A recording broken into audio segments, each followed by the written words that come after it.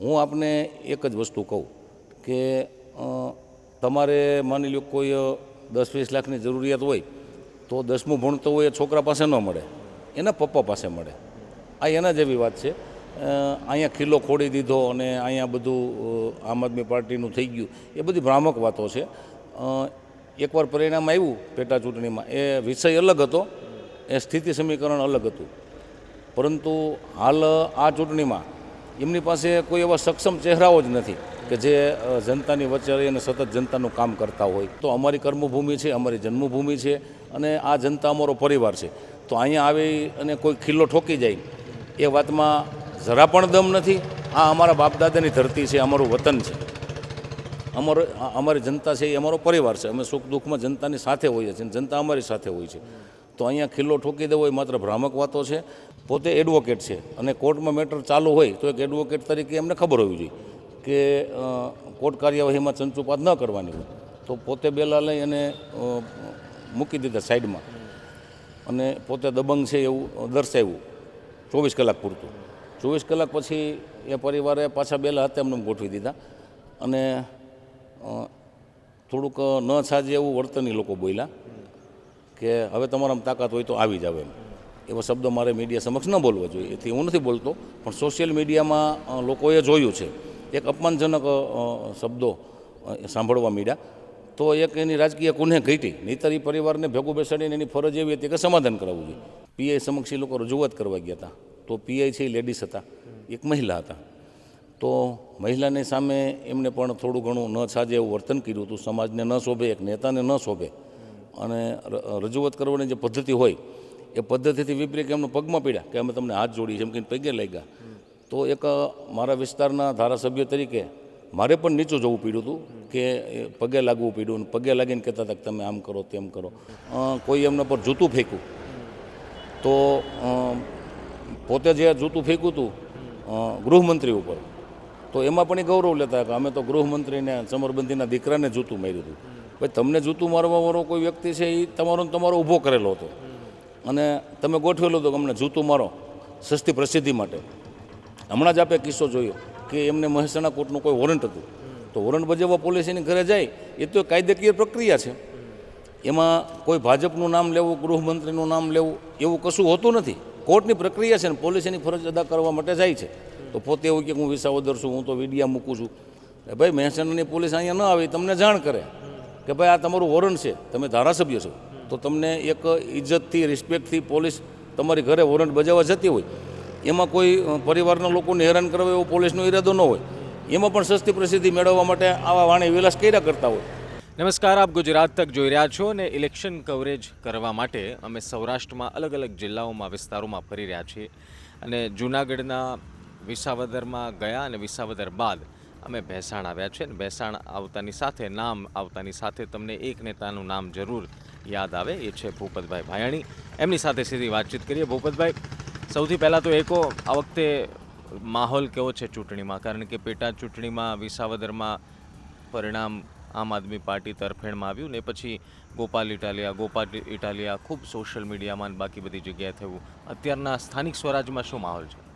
આમ તો સ્થાનિક સ્વરાજ્ય એટલે સ્થાનિક નેતાઓની ચૂંટણી છે, સ્થાનિક કાર્યકર્તાઓની ચૂંટણી છે અને જમીન સાથે જોડાય અને લોકોને ઉપયોગી થતા હોય એવા લોકોને ચૂંટાવીને બેસાડવા માટેની આ ચૂંટણી છે. આ ચૂંટણીથી રાજ્ય સરકારમાં કે કેન્દ્ર સરકારમાં કશો ફરક પડવાનો નથી. તો અહીંયા અમારા ભારતીય જનતા પાર્ટીના આગેવાનો અને કાર્યકર્તાઓ ખૂબ જ મહેનત કરે છે. સતત ને સતત લોકોની સેવામાં ક્યાંક ને ક્યાંક કાર્યરત હોય છે. જીઈબીનું કામ હોય, દવાખાનાનું કામ હોય, મામલતદાર કચેરીનું હોય, ટીડીઓ કચેરીનું હોય કે કોઈ સામાજિક કાર્ય હોય કે કોઈ અંગત મુશ્કેલીઓ હોય, તો એમાં ભારતીય જનતા પાર્ટીના આગેવાનો અને કાર્યકર્તાઓ પૂરી સક્રિયતાથી કામ કરતા હોય છે. તો આ ચૂંટણીમાં અત્યારે મને નથી લાગતું કે અમને કોઈ હરાવી શકે એવું દૂર દૂર સુધી કશું મને નથી દેખાતું. આમ આદમી પાર્ટી જ્યારથી ગોપાલભાઈ જીત્યા છે ત્યારથી એક ચર્ચા થઈ કે વિસાવદર અને જૂનાગઢમાં આમ આદમી પાર્ટીએ ખિલ્લો ખોડી દીધો છે અને સ્થાનિક સ્વરાજમાં પણ અમે આગળ રહીશું અને ભાજપને પછાડી દઈશું, આવી વાતો.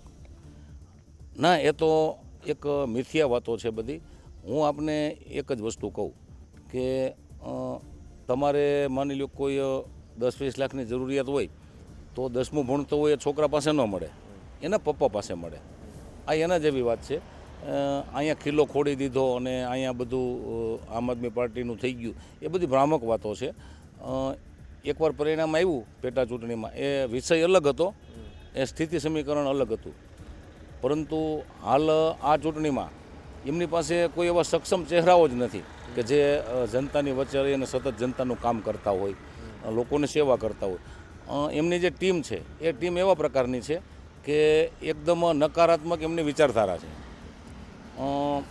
નાની મોટી બાબતોમાં વિવાદો સર્જે છે અને કુટુંબ પરિવારમાં પણ અબોલા કરાવી દે છે, એવા વિવાદો સર્જે છે. રાજકીય કુનેહ એનામાં નથી, એની ટીમમાં નથી. તો લોકો એમને સારી રીતે ઓળખે છે અને સરકાર બનાવવાની ભલે એમને ખૂબ જ ઉતાવળ છે, પણ હજી 25 વર્ષ મારી દૃષ્ટિએ સંઘર્ષ કરવો પડશે અને મહેનત પણ કરવી પડશે એ લોકોએ. ત્યાર પછી ગુજરાતની જનતા જોશે અને વિચારશે કે એમનું શું કરવું. હાલ તો સુરતના પણ એવો રિપોર્ટ આવે છે કે ત્યાં પણ એમનું કશું ઉપજવાનું નથી.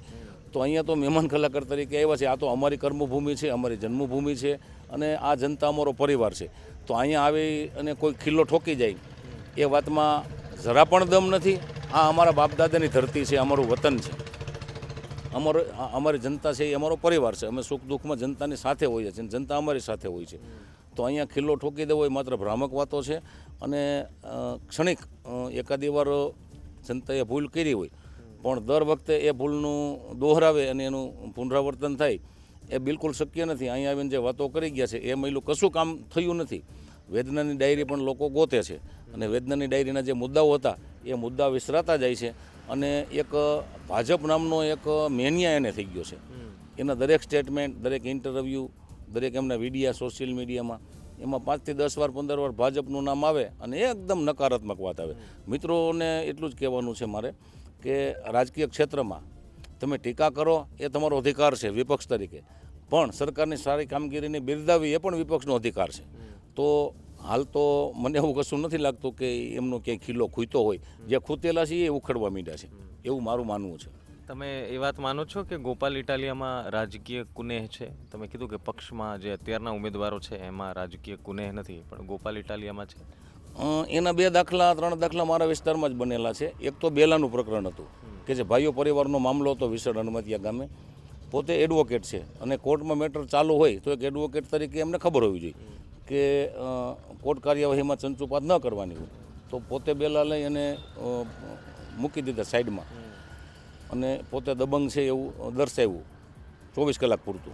24 કલાક પછી એ પરિવારે પાછા બેલા હતા એમને ગોઠવી દીધા અને થોડુંક ન સાજે એવું વર્તન એ લોકો બોલ્યા કે હવે તમારામાં તાકાત હોય તો આવી જાવ એમ. એવા શબ્દો મારે મીડિયા સમક્ષ ન બોલવા જોઈએ. એથી હું નથી બોલતો, પણ સોશિયલ મીડિયામાં લોકોએ જોયું છે એક અપમાનજનક શબ્દો સાંભળવા માંડ્યા. તો એક એની રાજકીય કુનેહ ઘટી. નહીંતર એ પરિવારને ભેગું બેસાડીને એની ફરજ એવી હતી કે સમાધાન કરાવવું જોઈએ. બીજી એક ઘટના વિસાવદર તાલુકાની કંઈક હતી અને એમાં પીઆઈ સમક્ષ એ લોકો રજૂઆત કરવા ગયા હતા. તો પીઆઈ છે એ લેડીઝ હતા, એક મહિલા હતા. તો મહિલાની સામે એમને પણ થોડું ઘણું ન સાજે એવું વર્તન કર્યું હતું. સમાજને ન શોભે, એક નેતાને ન શોભે અને રજૂઆત કરવાની જે પદ્ધતિ હોય એ પદ્ધતિથી વિપરીત એમનો પગમાં પીડ્યા કે અમે તમને હાથ જોડી એમ કહીને પગે લાગ્યા. તો એક મારા વિસ્તારના ધારાસભ્ય તરીકે મારે પણ નીચું જવું પડ્યું હતું કે પગે લાગવું પડ્યું અને પગે લાગીને કહેતા હતા કે તમે આમ કરો તેમ કરો. તો એક રાજકીય અપરિપક્વતા એનામાં છલોછલ છે. નહીંતર એવી ઘટનાઓ તો જાહેર જીવનમાં બનતી હોય. હું જ્યારે ધારાસભ્ય હતો ત્યારે કાલસરી મુકામે પણ એક ઘટના બની હતી. કાલસરીના ઉપસરપંચ ઉપર હુમલો થયો હતો અને એ આરોપીઓ ફરાર હતા. તો ત્યાં ગામ ભેગું થયું, હું ગયો હતો પોલીસ સ્ટેશન. તો મેં પોલીસને એવું કીધું હતું કે તમે કાર્યવાહી કરો ને આરોપીઓને પકડો, ન પકડો તો અમારા બાવડામાં બળ છે, અમે ગોતીને એને સીધા કરી દેશું. આ તાકાતથી ધારાસભ્ય બોલવાનું હોય, નહીં કે એના પગમાં પડવાનું. અને એ પણ એક મહિલા હતા એમ. તો આવા ઘણા કિસ્સાઓ મારા વિસ્તારમાં પણ બનેલા છે અને સમગ્ર ગુજરાતમાં બનેલા છે. કોઈ એમના પર જૂતું ફેંક્યું તો પોતે જે જૂતું ફેંક્યું હતું ગૃહમંત્રી ઉપર, તો એમાં પણ એ ગૌરવ લેતા કે અમે તો ગૃહમંત્રીને સમરબંધીના દીકરાને જૂતું માર્યું હતું. ભાઈ તમને જૂતું મારવાવાળો કોઈ વ્યક્તિ છે એ તમારો ઊભો કરેલો હતો અને તમે ગોઠવેલો હતો કે અમને જૂતું મારો સસ્તી પ્રસિદ્ધિ માટે. હમણાં જ આપણે કિસ્સો જોયો કે એમને મહેસાણા કોર્ટનું કોઈ વોરંટ હતું, તો વોરંટ બજાવવા પોલીસ એની ઘરે જાય એ તો કાયદેકીય પ્રક્રિયા છે. એમાં કોઈ ભાજપનું નામ લેવું, ગૃહમંત્રીનું નામ લેવું એવું કશું હોતું નથી. કોર્ટની પ્રક્રિયા છે ને પોલીસ એની ફરજ અદા કરવા માટે જાય છે. તો પોતે એવું કે હું વિસાવદર છું, હું તો વીડિયા મૂકું છું. ભાઈ મહેસાણાની પોલીસ અહીંયા ન આવી તમને જાણ કરે કે ભાઈ આ તમારું વોરંટ છે, તમે ધારાસભ્ય છો, તો તમને એક ઇજ્જતથી, રિસ્પેક્ટથી પોલીસ તમારી ઘરે વોરંટ બજાવવા જતી હોય. એમાં કોઈ પરિવારના લોકોને હેરાન કરવા એવો પોલીસનો ઈરાદો ન હોય. એમાં પણ સસ્તી પ્રસિદ્ધિ મેળવવા માટે આવા વાણી વિલાસ કર્યા કરતા હોય તો એનામાં છલોછલ રાજકીય પરિપક્વતા ઘટે છે, છલોછલ ઘટે છે. અને આવનારા દિવસોમાં જનતા એમને જવાબ મતપેટીમાં આપશે. ભૂપતભાઈ, ઘણીવાર લોકોને સવાલ થાય, લોકો અમને પણ કમેન્ટ કરતા હોય જ્યારે તમારું ઇન્ટરવ્યૂ લઈએ, તમારી કોઈ સ્પીચ લઈએ, કે ભૂપતભાઈ મળે એટલે પૂછજો કે જે પક્ષે ધારાસભ્ય બનાવ્યા એ પક્ષ સાથે અચાનક આટલી નફરત કેમ થવા મળી, અને જે પક્ષની વિરુદ્ધ લડ્યા એની પ્રત્યે એમાં જઈને આટલો બધો પ્રેમ કેમ ઉભરાઈ ગયો? ના, હું વિરુદ્ધ લડ્યો એક લોકશાહીની પ્રક્રિયા હતી. અને ગુજરાતમાં મેં એક જ પક્ષ પલટો કર્યો એવું કશું નથી. મારી અગાઉ ઘણા લોકોએ પક્ષ પલટા કર્યા છે અને તમામ લોકો ચૂંટણી જીતા છે. 99% લોકો ચૂંટણી જીતા છે પક્ષ પલટો કર્યા પછી. હું તો ચૂંટણી પણ નથી લડ્યો. હું એકદમ સામાન્ય પરિવારમાંથી આવું છું, ખેડૂત પરિવારમાંથી આવું છું. અને મેં મારી જિંદગીમાં મજૂરી કરેલી છે, હીરા ઘસેલા છે. અને મારા બાપ દાદાની જે ખેતી છે ખેતી પણ કરેલી છે. હીરા ઘસતો હું અને નોકરી પણ કરતો મેનેજર તરીકે. અમારા શેઠ જે હતા એ મારા કરતાં પણ નાની ઉંમરના હતા, સુરેશભાઈ ગોરસિયા. તો એમને ત્યાં હું નોકરી પણ કરતો, 5-6 હજાર રૂપિયા પગાર હતો મારો. એવા દિવસો અમે પણ જોયા છે અને ખૂબ જ સંઘર્ષ કરીને એટલે પહોંચ્યા છીએ. તો અમારી કારકિર્દી એટલી પણ સસ્તી નથી કે કોઈ આવીને અમને અહીં હલકા ચિત્રે અને મારી જનતા એની ફેવરમાં વહી જાય. ક્ષણિક એવું બન્યું એક વિષય અલગ છે, પણ હવે જનતા જાગી ગઈ છે, જનતા જાગૃત થઈ ગઈ છે. અને એ પાર્ટીમાં તો હું તો શું કહું, ભૂતકાળ એનો સાક્ષી છે કે કુમાર વિશ્વાસ જેવા લોકો પાર્ટી છોડીને જતા રહ્યા, રાજુ કરપડા જેવા લોકો પાર્ટી છોડીને જતા રહ્યા, મહેશ ચવાણી કે જે ગુજરાતનો ખૂબ જ મોટો સેવાકીય ચહેરો, ખૂબ જ મોટો, કે 5,500 જેટલી દીકરીઓનો પાલક પિતા છે, કે જે દીકરી એના બાપ નથી એ દીકરીઓનો બાપ બની અને જે વ્યક્તિ આજે ગુજરાતની જનતાની સેવા કરતો હોય એવા મહેશભાઈ ચવાણી પણ પાર્ટી છોડીને જતા રહ્યા છે. તો હું તો એક સામાન્ય અને એક મધ્યમ ખેડૂત પરિવારનો દીકરો છું.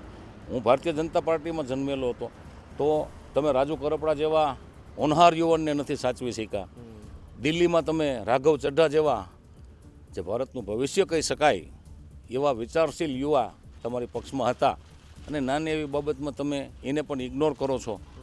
અને નરેન્દ્ર મોદીની વિરુદ્ધમાં, કેન્દ્ર સરકાર વિરુદ્ધમાં જે ટણકટોળી ભેગી થઈ છે, મમતાજી હોય, અખિલેશ હોય, રાહુલ ગાંધી હોય, શરદ પવાર હોય કે શિવસેનાના સુપ્રીમો હોય ઉદ્ધવ ઠાકરેજી, એમની પંગતમાં જઈને કેજરીવાલ બેસે છે.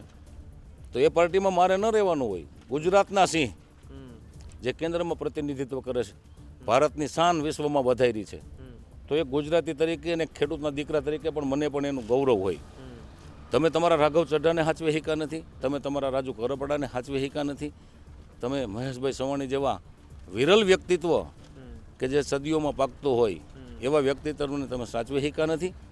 તો મારે તો મારા વિસ્તારમાં કામ કરવા છે, જનતાના, ખેડૂતોની સેવા કરવી છે, જનતાની સેવા કરવી છે, શ્રમિકોની સેવા કરવી છે. અચ્છા, એ તો મારે ભારતીય જનતા પાર્ટીમાં જ રહેવાનું હોય. એ સમયે શું થયું, લાઈક અચાનક શું થયું કે ભૂપતભાઈ આમ આદમી પાર્ટી છોડી દીધી ને ભાજપમાં આવી ગયા? એ આજે પણ એ કોયડો ઉકેલાયો નથી. ઘણા બધા કારણો સોશિયલ મીડિયામાં ફરે છે, પરંતુ જ્યારે ચૂંટણી છે અને જ્યારે અમે ભેંસાણ આવ્યા છે તો આ સવાલ પણ જોડે હું પૂછી લઉં કે મૂળ એક કારણ શું હતું કે તમને એવું થયું કે હવે મારે આમ આદમી પાર્ટી સાથે નથી? રાષ્ટ્રવાદ વિરોધની એમની નીતિઓ, સર્જિકલ ટાઈપના પુરાવા માગવાના, રાષ્ટ્રની સુરક્ષાને લગતો પ્રશ્ન, સેનાનું શૌર્ય, સેનાએ શૌર્ય બતાવ્યું, સરકારે હિંમતથી કામ કર્યું, એના પુરાવા ન માગવાના હોય. રાષ્ટ્રની સુરક્ષાનો મુદ્દો હતો, એના પુરાવા માગવાના, એર સ્ટ્રાઇકના પુરાવા માગવાના. વિદેશમાંથી એમનું ફંડિંગ આવે, દેશ વિરોધી પ્રવૃત્તિ કરવાવાળું કોઈ પણ વર્ગ હોય એનું ફંડિંગ એમને મળે.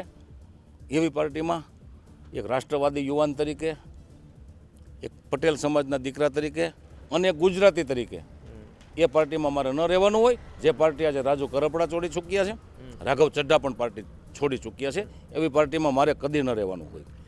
આમ આદમી પાર્ટી એવો પણ આરોપ લગાડે કે જે નેતાઓ આમ આદમી પાર્ટી છોડીને ભાજપમાં ગયા છે એમનું ડિમોશન થયું છે, પ્રમોશન નથી થયું. રાજુ કરપડાને સ્થાનિક ચૂંટણીમાં ઉતારી દીધા, ભૂપતભાઈને સ્થાનિક ચૂંટણીમાં ઉતારી દીધા. એટલે ધારાસભ્ય કક્ષાનું મટીરિયલ છે એમને ડિમોશન કરવા માટે નાની ચૂંટણીઓમાં ઉતારી સાઇડલાઇન કરે છે. ના, એમાં કશું ખોટું નથી. એ ડિમોલેશનનો કે ડિમોશનનો પ્રશ્ન નથી. આ મારી જન્મભૂમિ છે, મારી કર્મભૂમિ છે. હું ફ્રી છું. સંજોગવશાત મારી ચૂંટણી લડવાની ઈચ્છા નહોતી વિધાનસભા, નહીંતર મને મારી ભારતીય જનતા પાર્ટી વિધાનસભા લડાવતી હતી. પણ મારી અનિચ્છા હતી, મારી ચૂંટણી લડવાની બિલકુલ ઈચ્છા નહોતી. હવે હું ફ્રી છું. આ મારો પરિવાર છે, મારી જનતા, મારી જન્મભૂમિ છે, મારી કર્મભૂમિ છે. અને જનતાના પણ ખૂબ જ સૂચનો હતા, સમાજના પ્રતિષ્ઠિત વ્યક્તિઓના પણ સૂચનો હતા કે હવે તમારે મેદાનમાં આવવું જોઈએ અને લોકોની સેવા તો તમે કરો જ છો, પણ સત્તાની સાથે તમારે આ ચૂંટણી લડવી જોઈએ અને સરકાર સાથેનું જે તમારું ટ્યુનિંગ છે એ ટ્યુનિંગ તમારે તૂટવા ન દેવું જોઈએ, જાળવી રાખવું જોઈએ, જેથી કરીને આપણા વિસ્તારના દરેક કામો સમય મર્યાદામાં થાય અને તાત્કાલિક અસરથી થાય. એવા કારણો સબબ મેં ચૂંટણી લડવાની તૈયારી દર્શાવી છે અને ભારતીય જનતા પાર્ટીએ મારામાં વિશ્વાસ મૂક્યો છે. ભારતીય જનતા પાર્ટીએ આ ચૂંટણીમાં તમારા પર વિશ્વાસ મૂક્યો, પરંતુ ભૂપત ભાયણી વિધાનસભા લડશે ભવિષ્યમાં? મારે વિધાનસભા લડવી કે ન લડવી એ નક્કી કરવાવાળો વર્ગ યોગ્ય સમયે કહેશે. અમારા પ્રદેશ ભારતીય જનતા પાર્ટીનું શીર્ષ નેતૃત્વ સી.આર. પાટીલ સાહેબ હોય કે જગદીશ વિશ્વકર્મા સાહેબ હોય, અમારા પ્રદેશના મહામંત્રીશ્રીઓ હોય, મુખ્યમંત્રીશ્રી હોય, ઉપમુખ્યમંત્રીશ્રી હોય, એને મારામાં યોગ્યતા, પાત્રતા અને કેપેસિટી દેખાશે તો મને ચૂંટણી લડાવશે, અને ન લડાવે તો હું તો સામાન્ય પરિવારનો દીકરો છું. મને લડાવતા જ હતા, ગઈ વિધાનસભા પણ મને લડાવતા હતા, પરંતુ મને એટલો બધો સત્તાનો નશો નથી કે હું ધારાસભ્ય બની જાઉં અને ગાંધીનગરમાં જઈને ફરવા માંડું. મારે મારા લોકોની સેવા કરવી છે. હું વધુ ગ્રાઉન્ડ ઉપર રહી શકીશ તો લોકોની સેવા વધુ સારી રીતે થઈ શકશે. તો હું એવો બિલકુલ મહત્વાકાંક્ષી માણસ નથી કે 2027માં હું ધારાસભ્ય બની જાઉં. મારી પાર્ટી મને જ્યાં પણ રાખશે, જે જવાબદારી મને સોંપશે એ જવાબદારી હું નિષ્ઠાપૂર્વક બજાવીશ. કોઈ પણને અહીંથી વિધાનસભાની ચૂંટણી લડાવે પાર્ટી, હું એની સાથે છું. છેલ્લો સવાલ, આપ માનો છો કે પેટા ચૂંટણીમાં ભારતીય જનતા પાર્ટીએ ઉમેદવારમાં ભૂલ કરી કે કોઈ પ્લાનિંગમાં ભૂલ હતી? કારણ કે આ એ જ વિસાવદર છે જ્યાંથી તમે જીત્યા હતા. હવે તમે તો ભાજપમાં હતા, તો થવું તો એવું જોઈએ કે તમારા સમર્થનથી અથવા તો મહેનતથી ભાજપ જીતી જાય, પરંતુ જીતી ગયા ગોપાલ ઇટાલિયા. તો કેલ્ક્યુલેશનમાં ભૂલ હતી, ઉમેદવારમાં ભૂલ હતી? ના, કેલ્ક્યુલેશનમાં પણ ભૂલ નહોતી અને ઉમેદવારમાં પણ ભૂલ નહોતી. અચ્છા.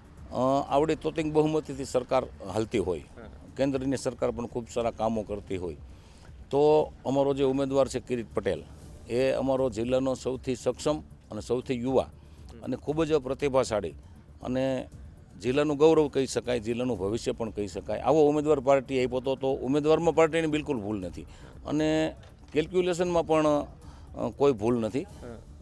પરંતુ થોડો સમય ઓછો મળ્યો, માત્ર 15 દિવસનો સમય મળ્યો અમારા ઉમેદવારને અને અમારી ટીમને, કે જેથી કરીને અમે અમારી વાત લોકો સુધી પહોંચાડવામાં સમય કાઢ્યો. એક પહેલું કારણ એ ચૂંટણી હારવાનું. બીજું કે અમારા ઉમેદવારની વિરુદ્ધમાં અને પાર્ટીની વિરુદ્ધમાં જે ભ્રામક વાતો થઈ, સહકારી મંડળીના કૌભાંડો વિશે વાતો થઈ, બીજી ત્રીજી વાતો થઈ, તો સહકારી મંડળીના કૌભાંડો તો ત્યાંના મંત્રીઓએ કરેલા હતા અને એ મંત્રીઓને જેલમાં નાખવાનું કામ કિરીટ પટેલે કર્યું જિલ્લા બેંકના ચેરમેન તરીકે. આ કૌભાંડ તો છેલ્લા 10-12 વર્ષથી ચાલતું હતું, પણ કિરીટ પટેલ ચેરમેન બન્યા એટલે એમણે કાર્યવાહી કરી, કડક કાર્યવાહી કરી અને મુદ્દો જાગૃત થયો. તો ખેડૂતોને એવું લાગ્યું કે અમારી ઉપર અન્યાય થયો. ખરેખર ખેડૂતોના પૈસા ગયા પણ છે, પણ એ મુદ્દો જુદી રીતે પેશ કરવામાં આવ્યો જનતાની વચ્ચે, ખેડૂતોની વચ્ચે, અને એવા 1-2 નેગેટિવ મુદ્દાની ઇફેક્ટથી અમારે ચૂંટણી હારવી પડી છે અને થોડો સમય પણ અમને ઓછો મળ્યો. એમને 3 મહિના અગાઉ તૈયારીઓ શરૂ કરી દીધી હતી અને અમારી પાસે માત્ર 15 દિવસનો સમય હતો. પણ હવે 2027માં જે ખીલો ખોડવાની વાત છે તો જોઈ લઈએ કે ખીલો કેવી રીતે ઉખડે છે અને કોણ ખીલો ખોડે છે એ જોઈ લઈએ. Thank you Bhupatbhai. તો આપ સાંભળી રહ્યા હતા ભૂપતભાઈ ભાયણીને, જેમણે સ્થાનિક સ્વરાજની ચૂંટણીની સાથોસાથ 2027ની ચૂંટણીની પણ ભવિષ્યવાણી કરી અથવા તો એમણે વાત કહી, ઘણા બધા મુદ્દાઓ પર વાત કરી છે. આ ઇન્ટરવ્યૂને લઈને તમારું શું માનવું છે, ભૂપતભાઈને લઈને તમારા કોઈ સવાલ હોય તો કમેન્ટમાં જરૂર કહેજો. બાકી ધ્યાન રાખો, મજા કરો. સીતારામ.